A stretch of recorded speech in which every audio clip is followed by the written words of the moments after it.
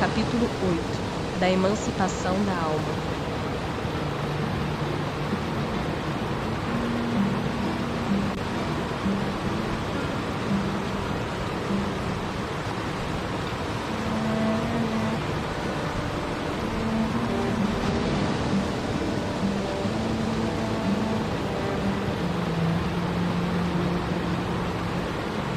O sono e os sonhos. O espírito encarnado permanece de bom grado no seu envoltório corporal? É como se perguntasses se ao encarcerado agrada o cárcere. O espírito encarnado aspira constantemente à sua libertação e tanto mais deseja ver-se livre do seu invólucro, quanto mais grosseiro é este. Durante o sono, a alma repousa como o corpo? Não. O espírito jamais está inativo. Durante o sono, relaxam-se os laços que o prendem ao corpo. E não precisando este então da sua presença, ele se lança pelo espaço e entra em relação mais direta com os outros espíritos. Como podemos julgar da liberdade do espírito durante o sono? Pelos sonhos. Quando o corpo repousa, acredita-o, tem o espírito mais faculdades do que no estado de vigília. Lembra-se do passado e algumas vezes prevê o futuro. Adquire maior potencialidade e pode pôr-se em comunicação com os demais espíritos, quer deste mundo, quer do outro. Dizes frequentemente: tive um sonho extravagante, um sonho horrível, mas absolutamente inverossímil. Enganas-te. É, em geral, uma recordação dos lugares e das coisas que viste ou que verás em outra existência ou em outra ocasião.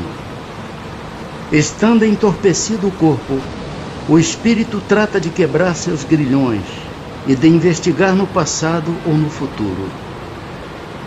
Pobres homens que mal conheceis os mais vulgares fenômenos da vida. Julgai-vos muito sábios, e as coisas mais comezinhas vos confundem. Nada sabeis responder a estas perguntas que todas as crianças formulam. Que fazemos quando dormimos? Que são os sonhos? O sono liberta a alma parcialmente do corpo. Quando dorme, o homem se acha por algum tempo no estado em que fica permanentemente depois que morre. Tiveram sonos inteligentes os espíritos que, desencarnando, logo se desligam da matéria. Esses espíritos, quando dormem, vão para junto dos seres que lhes são superiores. Com estes viajam, conversam e se instruem.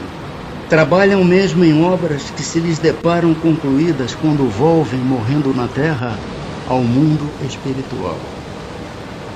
Ainda esta circunstância é de molde a vos ensinar que não deveis temer a morte, pois que todos os dias morreis, como disse um santo. Isto pelo que concerne aos espíritos elevados. Pelo que respeita ao grande número de homens que, morrendo, têm que passar longas horas na perturbação, na incerteza de que tantos já vos falaram, esses vão, enquanto dormem, ou a mundos inferiores à terra, onde os chamam velhas afeições, ou em busca de gozos quiçá mais baixos do que os em que aqui tanto se deleitam. Vão beber doutrinas ainda mais vis, mais ignóbeis, mais funestas do que as que professam entre vós. E o que gera simpatia na terra é o fato de sentir-se o homem, ao despertar, ligado pelo coração àquelas com quem acaba de passar 8 ou 9 horas de ventura ou de prazer. Também as antipatias invencíveis se explicam pelo fato de sentirmos em nosso íntimo que os entes com quem antipatizamos têm uma consciência diversa da nossa. Conhecemos-los sem nunca os termos visto com os olhos. É ainda o que explica a indiferença de muitos homens. Não cuidam de conquistar novos amigos, por saberem que muitos têm que os amam e lhes querem. Numa palavra, o sono influi mais do que supondes na vossa vida. Graças ao sono, os espíritos encarnados estão sempre em relação com o mundo dos espíritos. Por isso é que os espíritos superiores assentem sem grande repugnância em encarnar entre vós. Quis Deus que, tendo de estar em contato com o vício, pudessem eles ir retemperar-se na fonte do bem, a fim de igualmente não falirem quando se propõem a instruir os outros. O sono é a porta que Deus lhes abriu, para que possam ir ter com seus amigos do céu. É o recreio depois do trabalho, enquanto esperam a grande libertação, a libertação final que os restituirá ao meio que lhes é próprio. O sonho é a lembrança do que o espírito viu durante o sono. Notai, porém, que nem sempre sonhais. Que quer isso dizer? Que nem sempre vos lembrais do que vistes, ou de tudo o que haveis visto enquanto dormieis. É que não tendes, então, a alma no pleno desenvolvimento de suas faculdades. Muitas vezes, apenas vos fica a lembrança da perturbação que o vosso espírito experimenta à sua partida ou no seu regresso, acrescida da que resulta do que fizestes ou do que vos preocupa quando despertos. A não ser assim, como explicaríeis os sonhos absurdos que tanto os sábios quanto as mais humildes e simples criaturas têm? Acontece também que os maus espíritos se aproveitam dos sonhos para atormentar as almas fracas e pusilânimes. Em suma, dentro em pouco vereis vulgarizar-se outra espécie de sonhos, conquanto tão antiga como a de que vimos falando, vós a desconheceis. Refiro-me aos sonhos de Joana, ao de Jacó, aos dos profetas judeus e aos de alguns adivinhos indianos. São recordações guardadas por almas que se desprendem quase inteiramente do corpo, recordações dessa segunda vida a que ainda há pouco aludíamos. Tratai de distinguir essas duas espécies de sonhos, nos de que vos lembrais. Do contrário, cairíeis em contradições e em erros funestos à vossa fé. Por que não nos lembramos sempre dos sonhos? Em o que chamas sono, só há o repouso do corpo, visto que o espírito está constantemente em atividade. Recobra durante o sono um pouco da sua liberdade e se corresponde com os que lhe são caros, quer neste mundo, quer em outros. Mas como é pesada e grosseira a matéria que o compõe, o corpo dificilmente conserva as impressões que o espírito recebeu, porque a este não chegaram por intermédio dos órgãos corporais. O que se deve pensar das significações atribuídas aos sonhos? Os sonhos não são verdadeiros como entendem os pseudos adivinhos. Pois for absurdo crer-se que sonhar com tal coisa anuncia tal outra. São verdadeiros no sentido de que apresentam imagens que para o espírito têm realidade, porém que frequentemente nenhuma relação guardam com o que se passa na vida corporal. São também, como atrás dissemos, um pressentimento do futuro permitido por Deus, ou a visão do que no momento ocorre em outro lugar a que a alma se transporta. Não se contam por muitos os casos de pessoas que em sonho aparecem a seus parentes e amigos, a fim de avisá-los do que a elas está acontecendo? Que são essas aparições, senão as almas ou espíritos de tais pessoas a se comunicarem com entes caros? Quando tendes certeza de que o que vistes realmente se deu, não fica provado que a imaginação nenhuma parte tomou na ocorrência, sobretudo se o que observastes não vos passava pela mente quando em vigília? Acontece com frequência verem-se em sonho coisas que parecem um pressentimento, que afinal não se confirmam. A que se deve atribuir isto? Pode suceder que tais pressentimentos venham a confirmar-se apenas para o espírito. Quer dizer que este viu aquilo que desejava, foi ao seu encontro. É preciso não esquecer que durante o sono, a alma está mais ou menos sob a influência da matéria e que, por consequência, nunca se liberta completamente de suas ideias terrenas, donde resulta que as preocupações do estado de vigília podem dar ao que se vê a aparência do que se deseja ou do que se teme. A isto é que em verdade cabe chamar-se efeito da imaginação. Sempre que uma ideia nos preocupa fortemente, tudo o que vemos se nos mostra ligado a essa ideia. Quando em sonho vemos pessoas vivas, muito nossas conhecidas, a praticarem atos de que absolutamente não cogitam, não é isso por efeito de imaginação? De que absolutamente não cogitam, dizes. Que sabes a tal respeito? Os espíritos dessas pessoas vêm visitar o teu, como o teu os vai visitar, sem que saibas sempre ou em que eles pensam.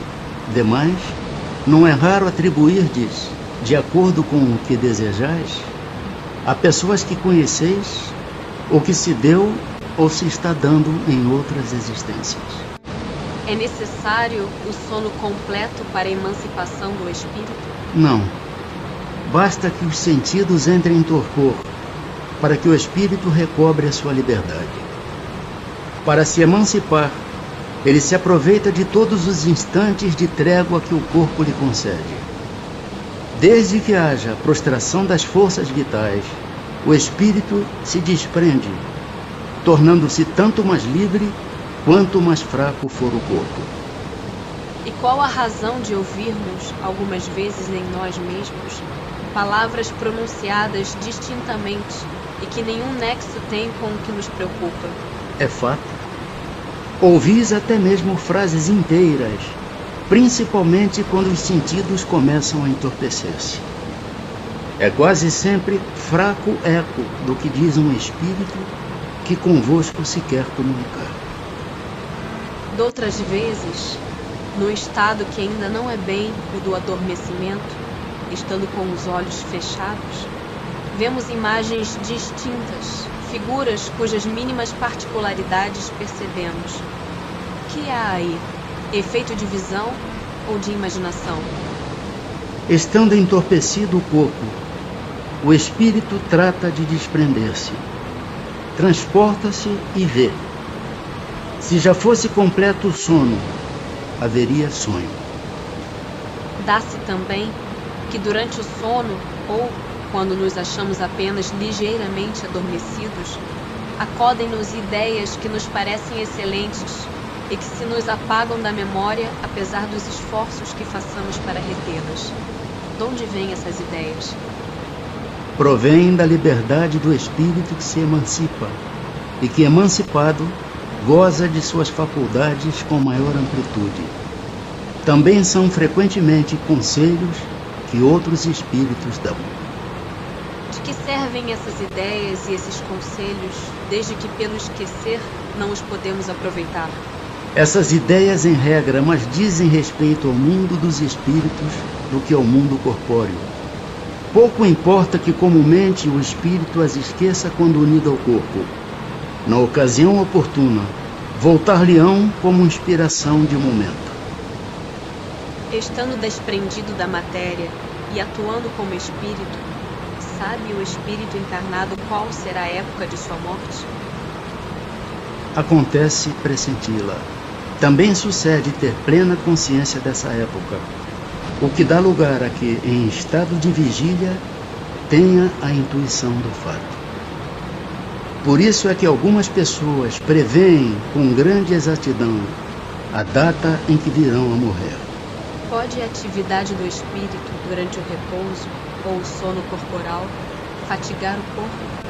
Pode, pois que o espírito se acha preso ao corpo qual balão cativo ao poste.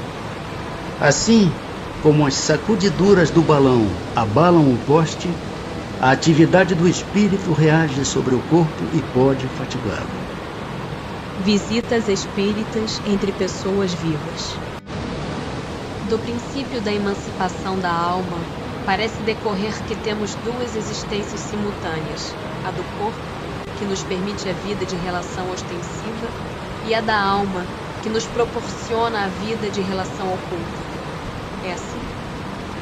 No estado de emancipação, prima a vida da alma.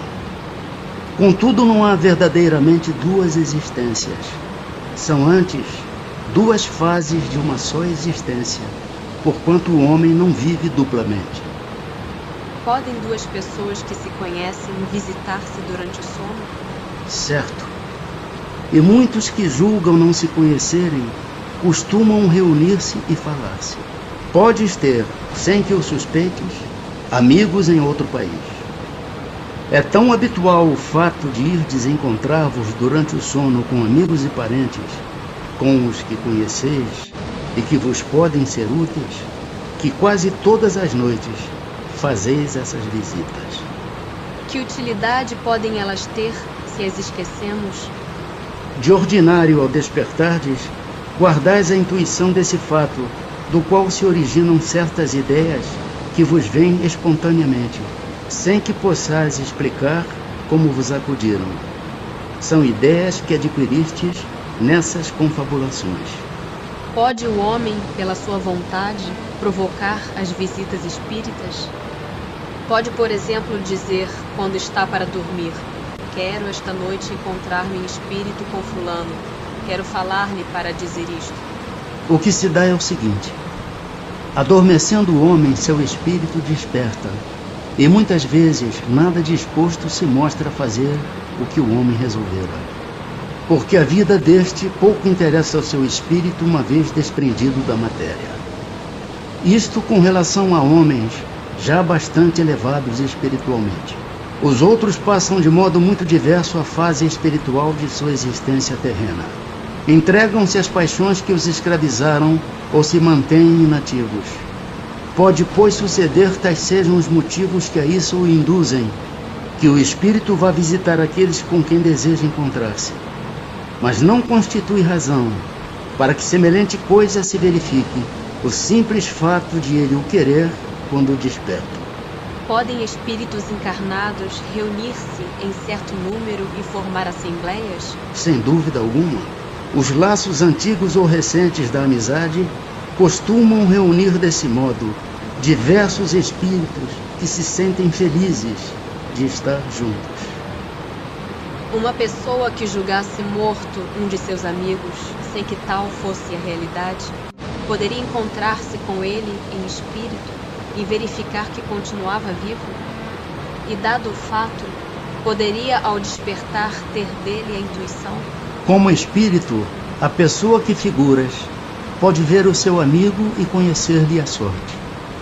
Se lhe não houver sido imposto por prova, crer na morte desse amigo poderá ter um pressentimento da sua existência, como poderá tê-lo de sua morte.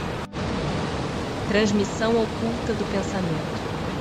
Que é o que dá causa a que uma ideia, a de uma descoberta, por exemplo, surja em muitos pontos ao mesmo tempo? Já dissemos que durante o sono os espíritos se comunicam entre si. Ora bem, quando se dá o despertar, o espírito se lembra do que aprendeu e o homem julga ser isso um invento de sua autoria. Assim é que muitos podem simultaneamente descobrir a mesma coisa. Quando dizes que uma ideia paira no ar, usais de uma figura de linguagem mais exata do que supondes. Todos, sem o suspeitarem, contribuem para propagá-la. Podem os espíritos comunicar-se, estando completamente despertos os corpos? O espírito não se acha encerrado no corpo como numa caixa, irradia por todos os lados. Segue-se que pode comunicar-se com outros espíritos, mesmo em estado de vigília, se bem que mais dificilmente. Como se explica que duas pessoas perfeitamente acordadas tenham instantaneamente a mesma ideia? São dois espíritos simpáticos que se comunicam e veem reciprocamente seus pensamentos respectivos, embora sem estarem adormecidos os corpos. Letargia, catalepsia, mortes aparentes. Os letárgicos e os catalépticos, em geral, veem e ouvem o que em derredor se diz e faz, sem que possam exprimir que estão vendo e ouvindo. É pelos olhos e pelos ouvidos que têm essas percepções?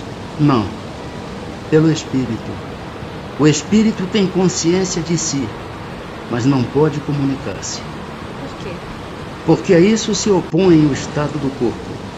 E esse estado especial dos órgãos vos prova que no homem há alguma coisa mais do que o corpo, pois que então o corpo já não funciona, e no entanto o espírito se mostra ativo.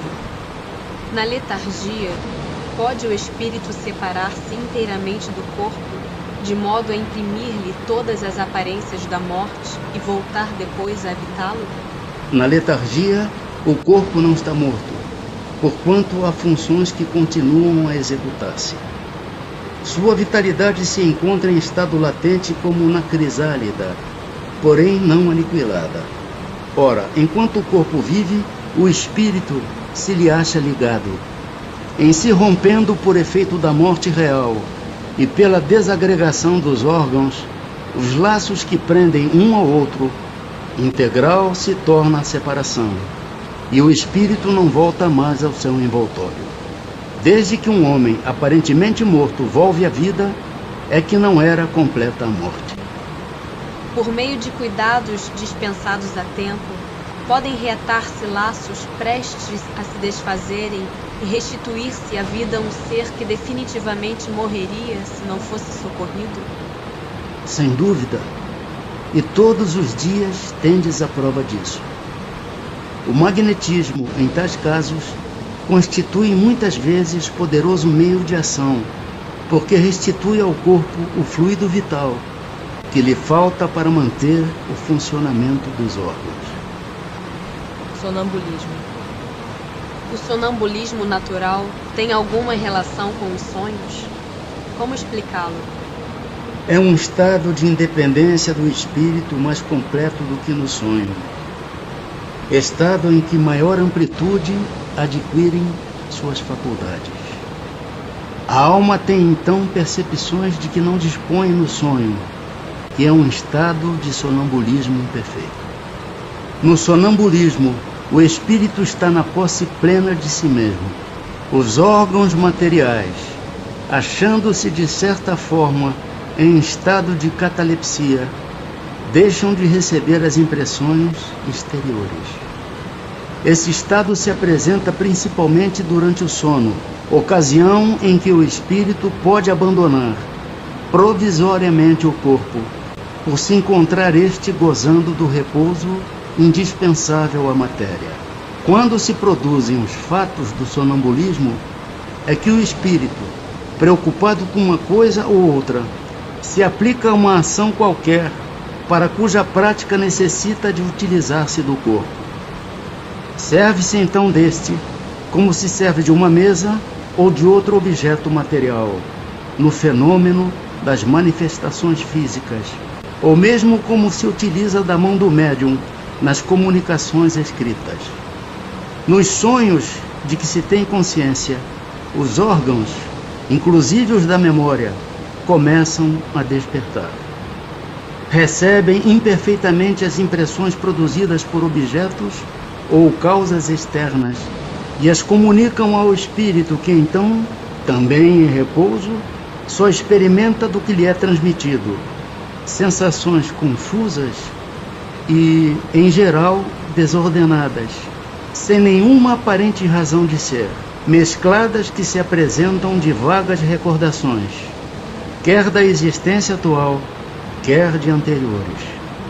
Facilmente, portanto, se compreende porque os sonâmbulos nenhuma lembrança guardam do que se passou enquanto estiveram no estado sonambúlico e porque os sonhos de que se conserva a memória, as mais das vezes não têm sentido. Digo as mais das vezes, porque também sucede serem a consequência de lembrança exata de acontecimentos de uma vida anterior e até não raro, uma espécie de intuição do futuro. O chamado sonambulismo magnético tem alguma relação com o sonambulismo natural? É a mesma coisa, com a só diferença de ser provocado. De que natureza é o agente que se chama fluido magnético? Fluido vital, eletricidade animalizada, que são modificações do fluido universal. Qual a causa da clarividência sonambúlica? Já o dissemos, é a alma que vê. Como pode o sonâmbulo ver através dos corpos opacos? Não há corpos opacos, senão para os vossos grosseiros órgãos. Já precedentemente não dissemos que a matéria nenhum obstáculo oferece ao espírito, que livremente a atravessa? Frequentemente ouvis o sonâmbulo dizer que vê pela fronte, pelo punho, etc. Porque achando-vos inteiramente presos à matéria, não compreendeis, lhe seja possível ver sem o auxílio dos órgãos. Ele próprio, pelo desejo que manifestais, julga precisar dos órgãos. Se, porém, o deixasses livre, compreenderia que vê por todas as partes do seu corpo, ou melhor falando, que vê de fora do seu corpo. Pois que a sua clarividência é a de sua alma ou do seu espírito, por que é que o sonâmbulo não vê tudo e tantas vezes se engana?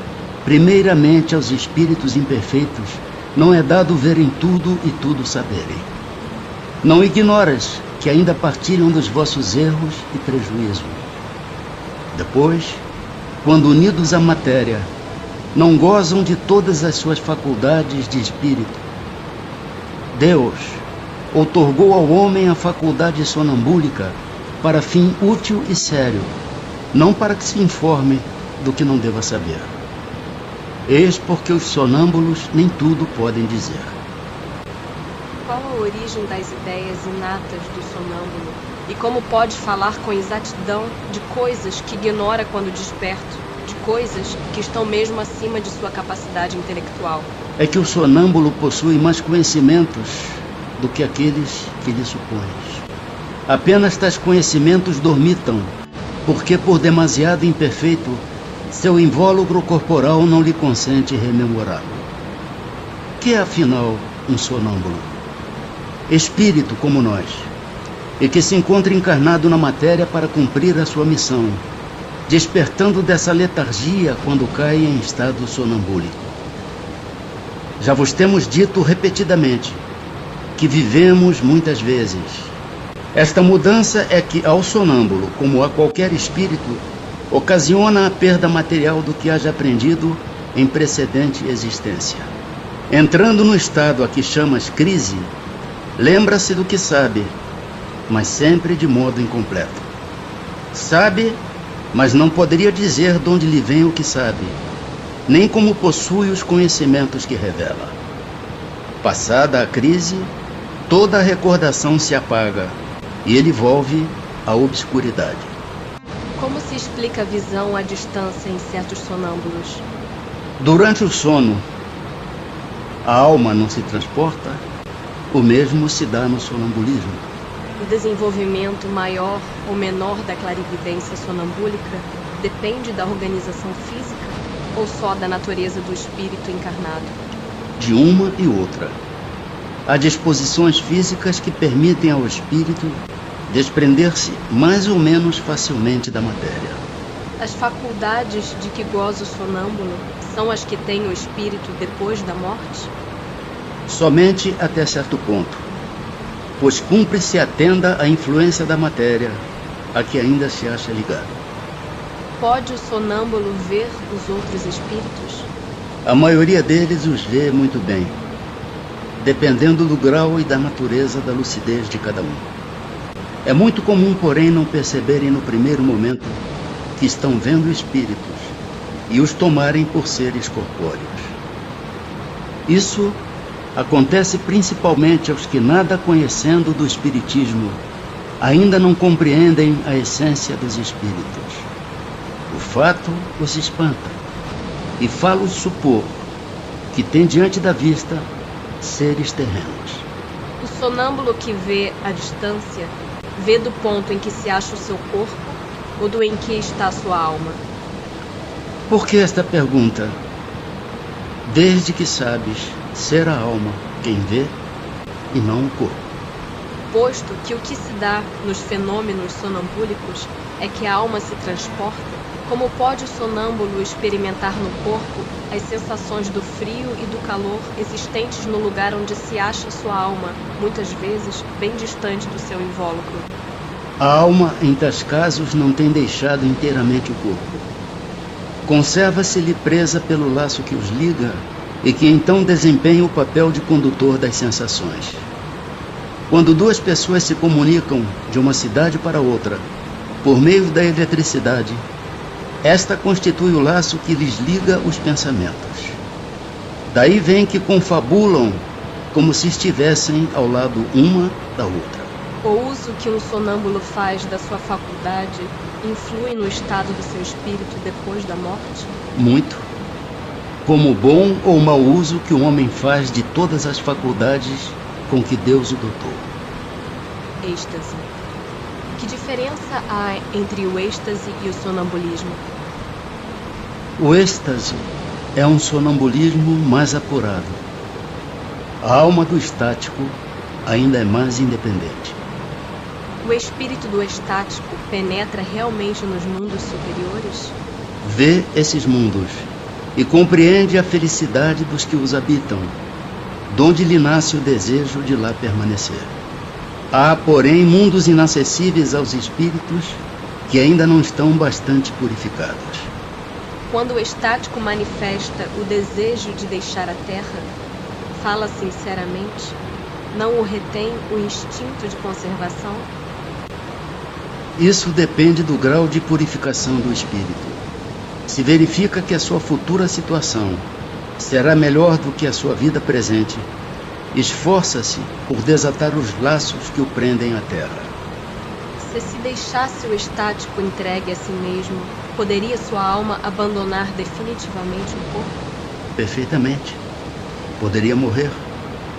Por isso é que preciso se torna chamá-lo a voltar, apelando para tudo o que o prende a este mundo, fazendo-lhe sobretudo compreender que a maneira mais certa de não ficar lá, onde vê que seria feliz, consistiria em partir a cadeia que o tem preso ao planeta terreno.